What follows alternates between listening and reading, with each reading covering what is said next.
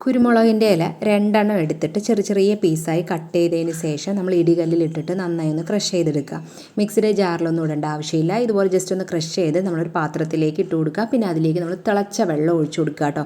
തിളച്ച വെള്ളം കൂടി ഒഴിച്ചു കൊടുത്തിട്ട് നമ്മളത് നന്നായി ഒന്ന് ചൂടാറുന്നവരെ വെയിറ്റ് ചെയ്യുക. ഇത് നന്നായി ചൂടാറി വരുമ്പോഴേക്കും തന്നെ ഈ ഒരു ഇലയുടെ കറയും അതിൻ്റെ ഗുണങ്ങളെല്ലാം ഈ വെള്ളത്തിൽ കിട്ടുമല്ലോ. എന്നിട്ട് നമ്മളിതിനൊന്ന് ഒരു പാത്രത്തിലേക്ക് അരിച്ചൊഴിച്ചതിന് ശേഷം നമ്മുടെ വീട്ടിൽ ഡേറ്റ് എക്സ്പയർഡ് ആയിട്ടുള്ള പൗഡർ ഉണ്ടെന്നുണ്ടെങ്കിൽ അതെടുക്കുക. അല്ലെങ്കിൽ യൂസ് ചെയ്യുന്ന പൗഡറാണെങ്കിൽ അതെടുക്കുക. അത് കുറച്ചിട്ടിട്ട് നമ്മളിത് നന്നായി ഒന്ന് മിക്സ് ചെയ്ത് കൊടുക്കുക കേട്ടോ.